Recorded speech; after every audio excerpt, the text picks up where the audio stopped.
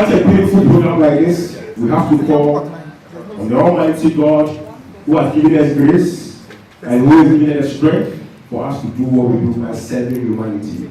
So I humble myself and I call a senior colleague, Reverend Andrew Dako Ameya, to give us the opening prayer. Please, round of applause. Oh Lord, when you don't do this, that's when you start to prophesy.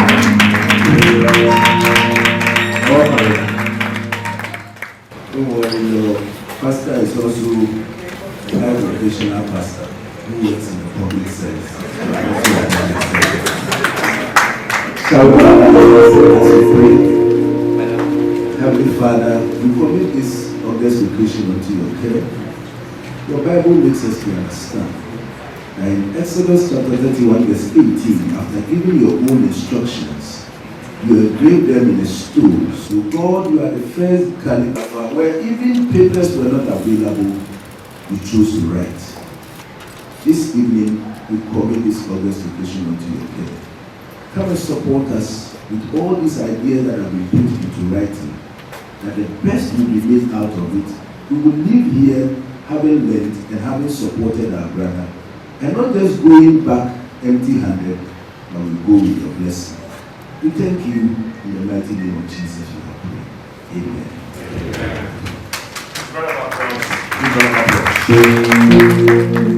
When I was praying, I could just imagine we brought the Archbishop here. We have just gone like, we have just given us a different level. Right, so, strong the mark for the castle of Jehovah. And I say to you, shall be the head and not the tail. Above and not beneath. Alpha Romeo, Omega, Astra, Omega. And we are praying and survey the land. And we are going to shoot intercontinental ballistic missile. We are here, we say amen. And we meet the devil's ability to speak over this matter. Whether we live or die, we live and die unto the Lord. This is the show some love for yourself. And I'll call my brother to come and do the next point of the program. Thank you very much. Thank you very much for the report. So on such an occasion like this, we needed someone to sit in the affairs and be our chairperson. I don't know what went into the choice of this chairperson, but I'm sure he's part of the people who posted him to where he started his work. So I went to him and I said, Rob, where should I start with the introduction? He said, I don't want anything. I just want you to say, I'm the former Director General of the Ghana Service. Ladies and gentlemen, with a round of applause, help me welcome Professor.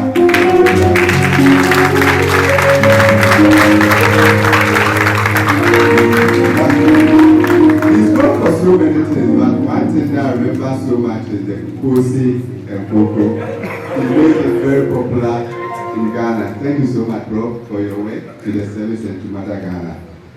Then and other communities who are going to support him, we have Dr. Patrick Kuma Aboade, who is the Director General of the Ghana Service. He's a special guest of honor, not Director General, but special guest of honor for this occasion. Thank you for coming. We have Ms. Emma O. Ajiman, who is the Acting Chief Director, Ministry of Health, also coming to support. Ajiman, thank you. Reverend Andrew Dako has already been introduced. Reverend, you are supposed to sit up here for us. So please come.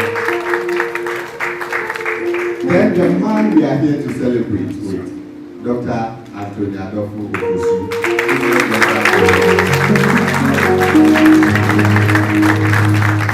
Before we go to our chairperson for his remarks, let me also acknowledge some dignitaries.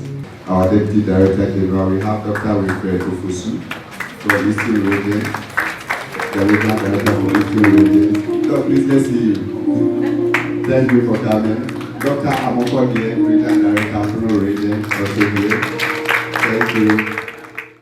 I was extremely happy, and I will use today to tackle a few others who, if they haven't started writing, probably from this evening, will start writing, and you realize that you have a story to tell. I received a copy of the book yesterday, and Anthony Fosu yesterday he disturbed my sleep.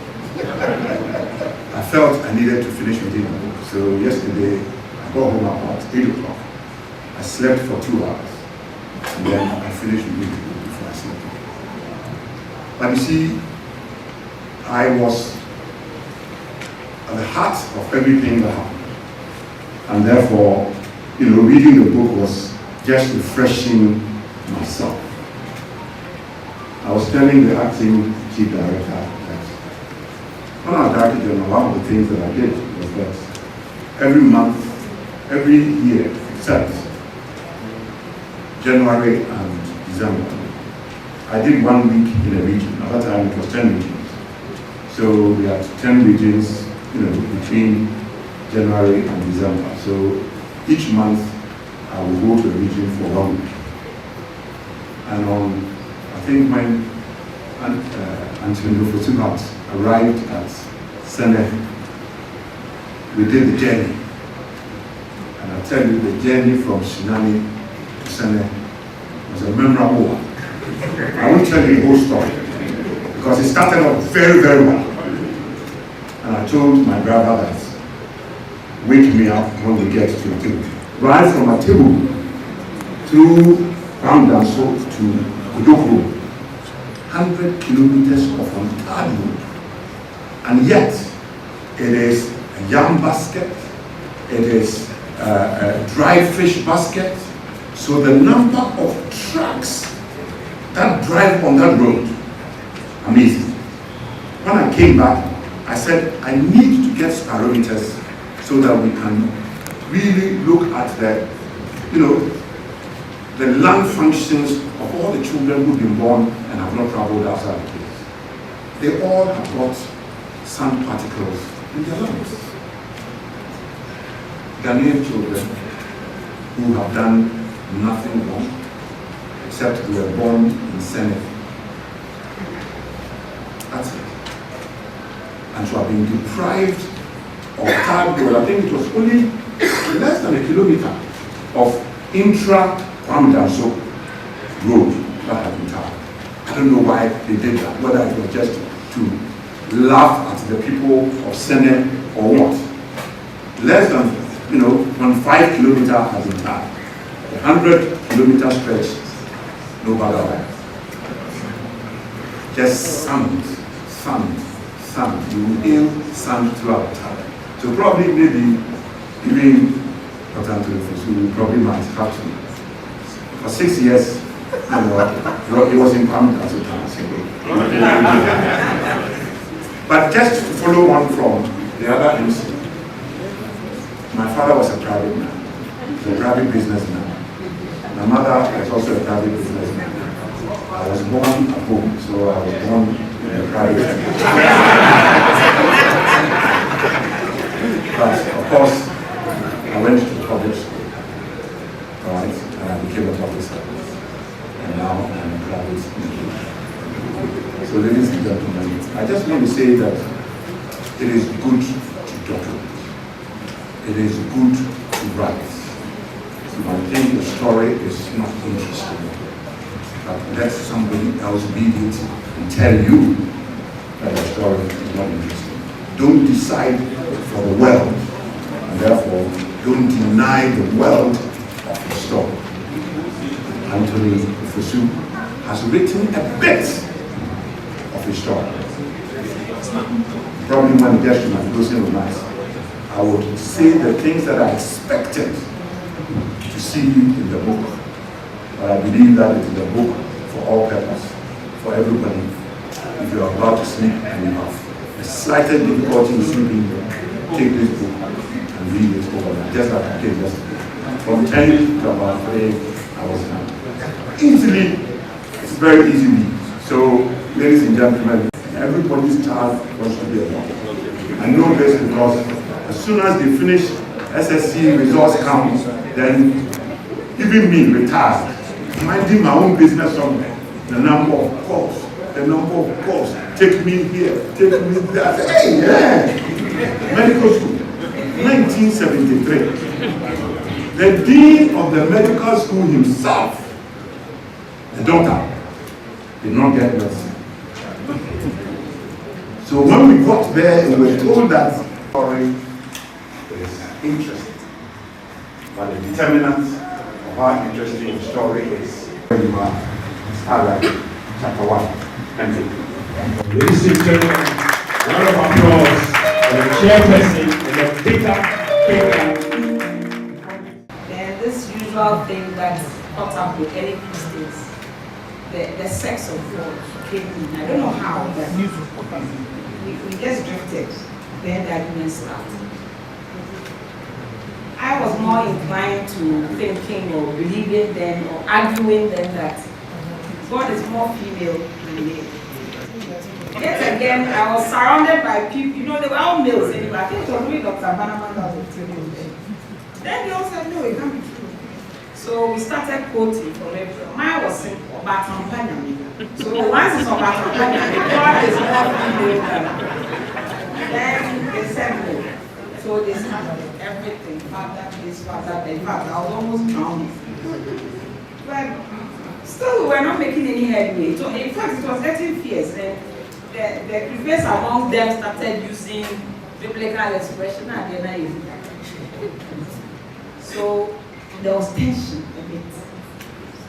Thereafter, when we needed to close because we had ended arguing. So we gave him the chance to pray at the end of it. He just got up. He didn't want controversy. In fact, the man is a gentleman. He just got up and said, can you imagine? Mother, Father, God. No, it just ended the matter. He needed to do that. If he hadn't done that, oh my God, he would have been something. Ever since that time, in fact, I forgot his name. I always call him Mother, Father, God. And he responds same, and we are happy. Nothing has happened. God hasn't done any bad thing to us. So thank you very much, Doc, for inviting us. I remember that thing very well, and I think it's good. It's good that we are all here. I think and I agree that not until I had a pleasant opportunity to read this book, I never understood the modesty and the calmness of this man. And thank you for also accepting to go to Seni. I had heard of Seni, but I didn't really live through it. It's indeed looking at the book that made me really feel and share in the kind of thing you did. The health sector has struggled over time to become what it is now. So for the younger generation that don't know what it is, it was a big deal then. Some of the challenges we have had to deal with was even how to post people to deprived areas. And here again, I can understand what it meant. We still have those challenges, even including, deprived area incentives. I remember we had some discussion on deprived area incentives. You will do the thing, and give them plenty money. They still will go. Because the matter was more about infrastructure. How are their children going to be in school? Those things were more important to them than giving them fast salaries. For those who also wanted to cheat us, yes, they will take it, but within a very short time, they will come back. And the kind of health workforce we have, because you go through one thing or the other, financial clearance, Ministry of Finance and all that, it's very boring. The inequitable distribution of staff is also a challenge, both geographically and all that. Staff deployment can also become very cumbersome. The public service. And yes, we are all public servants, including the MC, but it's really been a very challenging space to work in. Employee motivation is one of them. Unavailability of even information, as at now, it remains a challenge. There's limited coordination and also collaboration in human resource for all that, resulting in duplications. We're always in the news for the wrong things, but it's quite understandable that it's a sector that is also growing. So we really appreciate the modest gains we have made, both in infrastructure and also the health workforce. Previously, you couldn't see, now Seni, for example, has grown. And when you go there, I believe what you see may be very different from what he experienced. These challenges notwithstanding, the health sector, like I said, has made some good progress with workforce and all that. We have instituted in training institutions. We are still increasing the production through some specialty programs that have been introduced, and also infrastructure. We have taken it upon ourselves to expand as much as possible, and there's usually some dedicated budget with that. I will say that we still remain very focused on meeting the challenges we have plagued the health sector with. And I believe with your help, all of you, past and present, will continue to improve it. Before I sit down, I'll say that I have read a book also. And indeed, I call it a beautiful blend of stark reality, with professionalism and spiritual care, and also a corresponding measure of his own faith in God. I won't attempt to review because I'm not asked to review, but he should permit me to say a few things about that. And thereby, that means you must also get the book and read, whether it's that he autographs it or whatever and gives it to you, still must get some to read. A slice of his life, and for that part I'm happy because we all have our experiences, we don't know what has gone on. After reading this book, I think I also must give some people a slice of my life because I have a lot to say. He that does that with empathy and a lot of compassion, and his experiences of how his struggles and his triumphs have been. I was personally affected. I must be very honest with you here. And because of that, I feel a special connection to him. Not because I worked with him very well, then he was on the teams and all that, but because of the book. I really cannot find any other category in writing that I can link that to. And if you agree with me, I think, and I can lead a film producer to put it together so that for those who don't love reading, they could also see what movie it is and be able to share in his joy also. So I congratulate him for putting his memoirs together in this book. It's indeed a compelling, like I said, and very powerful one. It motivates. And before I say that, one thing as a student of leadership that I fell in love with is how he nicely put what I call the 3 Ps. Indeed, the price he paid a price for going to sin, and it's there. I mean, he couldn't hide it. Ask his wife, he'll tell you. The price is there, and the perils. At a point, he even said some people wanted to lynch him or something like that. In fact, I got scared. It's very scary.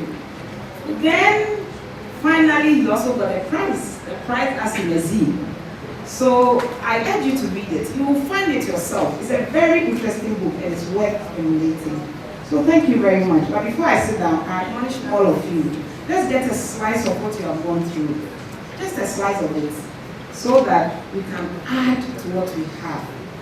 I thank you for availing yourself to the health service. We will continue to support the sector as much as possible.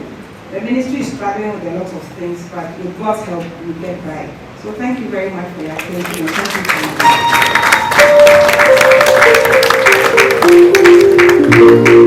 Thank you very much. That was a remark from the Acting Chief Director, Ministry of Health. Just as I said, a lot of people came all the way to celebrate with our Deputy Director General, so we need to acknowledge them. We have Dr. Ivy Osei, who is with the GHS RTT. Dr. Ivy Osei, thank you for coming. We have Honorable Medlady, Honorable Dominic Napari, MP, Sydney East. Honorable, thank you for coming. Thank you for coming. We have Dr. Yao Mfojo, TD MNC. Thank you. Thank you. We have Dr. Emmanuel Chimbua, Kibeli. Chimbua, thank you. Professor Margaret Jabon, UHAS. Thank you.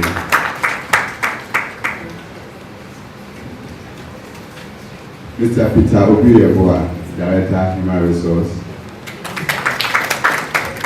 Mr. Christopher Hamid, Director, Finance and Service. Dr. Fami Amponsachiano, EPI Program Manager.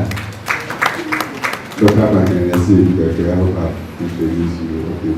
Dr. Dennis Lye, Deputy Director, Disease Surveillance and Service. far behind. Thank you for coming. Then all teacher staff, let's see you. Just show by hand. Thank you all for coming.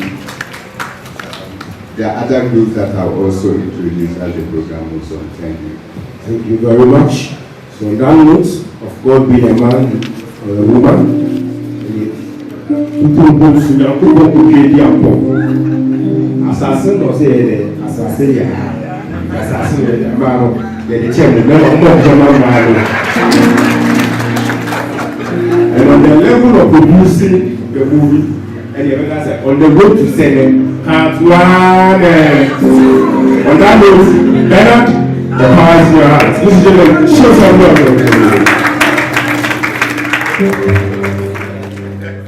I am who I am because of you. Oh God, if I had not been for you, tell me where would I be? I was lost and sinking deep insane. Oh God, to reach out your hand and rescue me. No one else will do that this you do. Oh God, there's no one else but you. I am who I am because of you. Oh God, if it had not been for you, tell me where would I be? I was lost and sinking deep insane. Oh God, but you reach out your hand and rescue me. No one else could do the things you do. Oh God, there's no one else but you.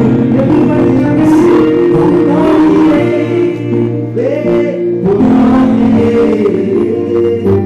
oh no, no one else but you. Hey, oh no, yeah, hey, oh no, yeah, no one else but you. Everybody sing, say, oh no, yeah, hey, oh no, yeah, oh no, no one else but you. Oh yeah, you trouble, oh yeah, oh no, no one else but you. It's not a joke. It's really go to the hospital. I thought I had a case. But I saw a gentleman begging for a nurse to give an injection. And I told my brother, his also my daddy, a doctor, I said, look, forget about me. I remember I was crying. I said, forget about me. Take off that gentleman. Truly, it's been God. Please, let's put your hands together for God once more. On that note, my brother will take charge.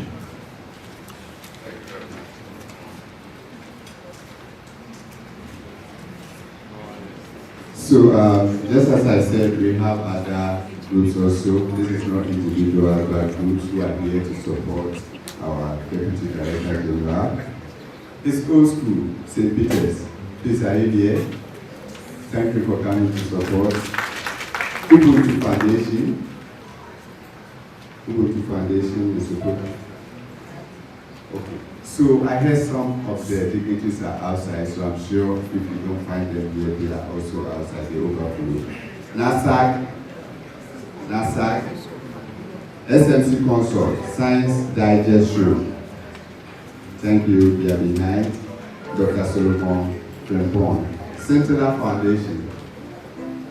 Foundation, FGMSA, they are also outside. UGMSA, they are also outside. Thank you. We will continue to acknowledge them as they come. I'm sure you may be wondering what the book entails. Some of us have been able or privileged to get a copy, an autographed copy, so we're able to read some parts. My chairperson was able to read. Madam Emma was also able to read some parts. So we need to know what is in the book that we are here to celebrate with our father. So it's time now for me to introduce the writer of the book, Dr. Anthony Adolfo Bosu, to formally tell us about the book that is about to be. A round of applause, with Dr. Anthony Kofi. Thank you very much. So, Professor Che, Acting Chief Director, thank you for the kind words. Thank you very much. Director General of the Ghana Health Service, my boss, Dr. Patrick Abu, my good friend from the media colleagues, distinguished invited guests, ladies and gentlemen. Indeed, I must say that I'm overwhelmed. I'm most grateful for your presence at this book launch. I appreciate that you have chosen to spend your Wednesday evening after work with me at this book launch. You are warmly welcome. And I know some people, you still have to have some excuse to give when you get home, because you have other habits. So this book, A Doctor for the People, Memoirs of a Village Doctor in a Forgotten District. It is a small part of my life history. It covers a period of 6 years, from 2004 to 2010. It was a period when I was the District Director of Health Service in the Senate District, which is now Senate West and East. And then I was also the Medical Superintendent of the then Senate District Hospital. I've shared bits and pieces of these stories, and that's what I call them memoirs, and not memoir. Well, they are pieces of stories, and I've shared it with a lot of people.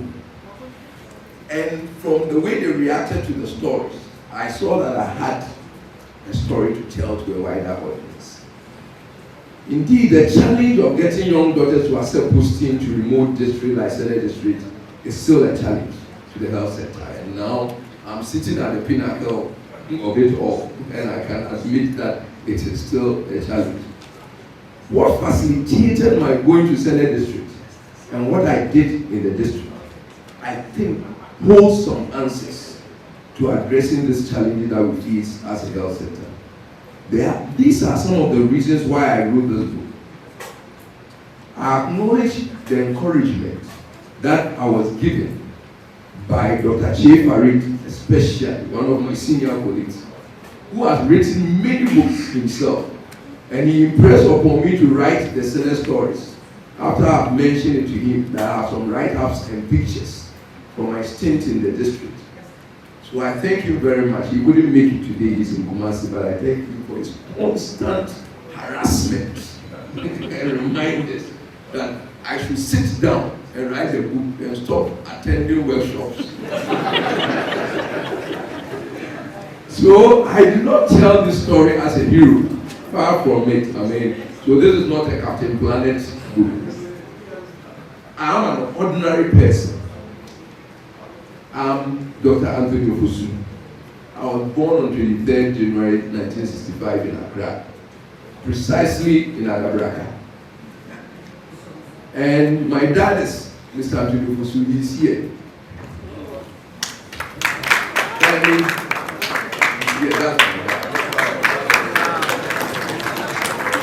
He was a crop protection scientist working with the Crop Research Institutes under the Council of Science and Industrial Research. So I was brought up in a scientific environment. And my mom, Madame Jeanette Hilda of blessed memory, may her soul rest in perfect peace. I must admit that in reading this book, it will make a lot of meaning if you understand, one, my values, my drives, my experiences in life, all of which were shaped from my home in Latebia Okoshi. My friends in Latebia Okoshi and Zabon Zongo beyond the road. My school, my daughter's preparatory school, St. Peter's Secondary School, University of Ghana Medical School, and most important of all, my faith in the Lord Jesus Christ. This I've tried to capture in the epilogue of the book to set the context. I also tried to capture most of the stories as accurately as I could remember from my perspective. The good thing is that many of the players in these stories are still alive, and they shape some of the narratives. I, however, am personally responsible for all issues and any controversies that may arise from any of the stories that I've narrated in the book. So the book has the foreword that was written by one of my senior colleagues, Dr. Amofa, who, the reason why I made him write the book, he was one of the persons that when I came to the headquarters, I came devoid of any post. I left the medical super and district director and came as officer without portfolio to headquarters. I didn't even have a table. So one day, and he used to watch me. So one day he called me and said that, Ofosu, did you come here of your own volition or your force? So he wrote the book. And then the prologue that I talk about, that about myself and the context is the building blocks. That's what I call the building blocks. And then the chapter 1 is getting acquainted with the district. When I was sent there by Elijah to go and assess the region for a doctor to be posted there, that was my assignment. I was asked to go there and assess the region for a decision to be made. Yes, so that is getting acquainted. And then chapter 2, the beginning. When I went there, what I saw, that tried to capture that the story. And then the chapter 3 is forgotten and neglected. And I go through the issue of health workers in remote areas, the feeling you have of being forgotten and neglected. And that's real. And I try to capture it as much as I could. And then the chapter 4 talked about the ways of men. Because the bottom line is dealing with men. And as Jeremiah said, the heart of men is desperately wicked. Who can understand? And all the things that we're dealing with is the ways of men. That's the major part. How do you get people to follow you? How do you get people to follow you? And that's very critical. So I talk about the ways of men. That man is never satisfied. And then chapter 5, I talk about reaching the unreached. That is, you are in the district, but there are people in the community, poor roads. How do you do it? So reaching the unreached is the chapter, that talks, the chapter 6, the chapter 5. And then the chapter 6, I explore a very controversial topic, that is the spiritual dimensions of health that we deal with, especially in the deprived area. The more you move away from care, the more people resort to spiritual way, because that is what we know. And the sick role is played out in the way the human being is. The human being is physical, spiritual, and the soul. So it plays out like that. And when you work in those areas, that reality hits you. Because being far, they need to solve problems. And sometimes the spiritual is the only way. So I delve a lot into that in chapter 6. Wrestling not against flesh and blood. And then chapter 7 talk about mentorship. Creating after your kind. Because you cannot be there forever. How do you ensure that what you do becomes sustainable? So I talk about creating after your kind. And then chapter 8 talk about the price you pay. Because it's all about paying a price. It's all about paying a price. It doesn't come, you need to pay some price. And that I talk about and explore the various dimensions. And just chapter 9, I brought it down because then I tried to bring the humanness in me. And that's what I talk about, that we are but mortals.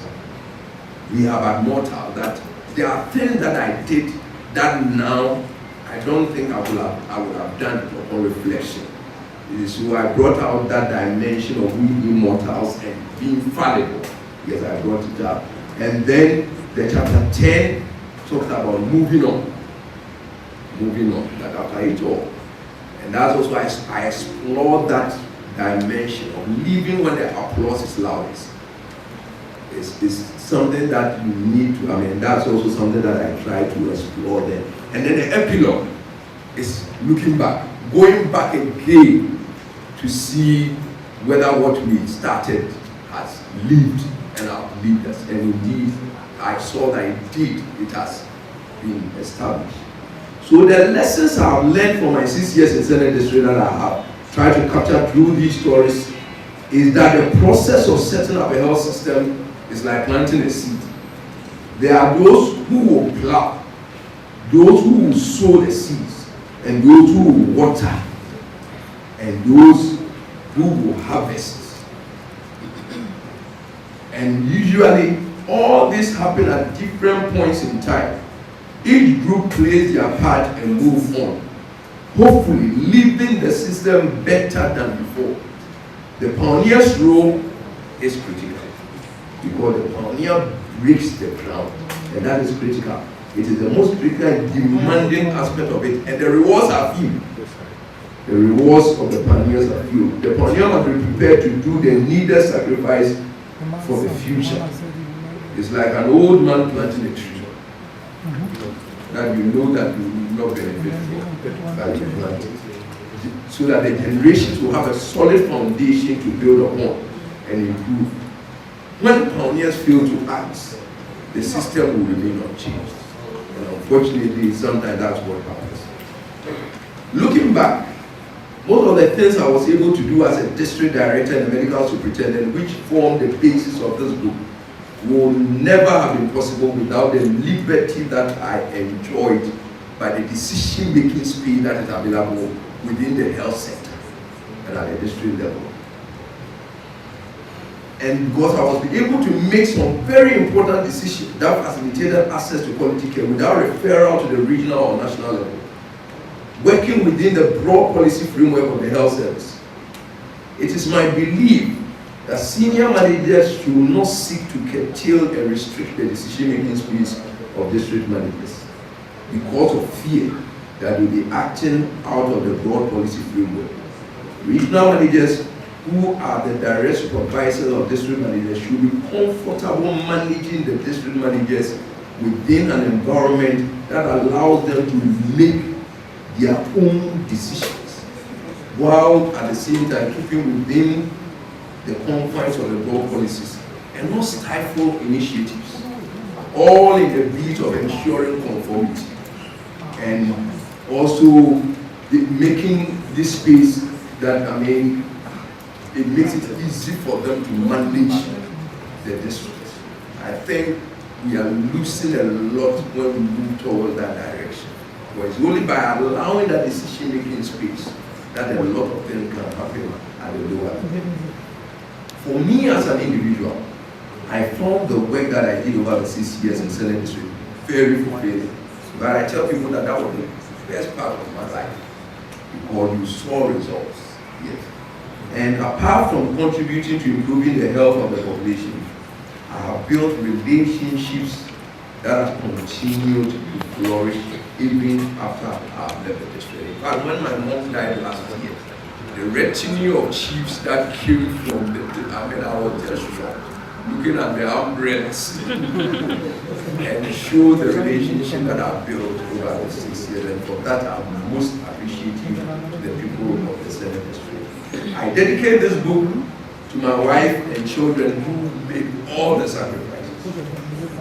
And also to all those who in diverse ways contributed to the stories that I've narrated in this book.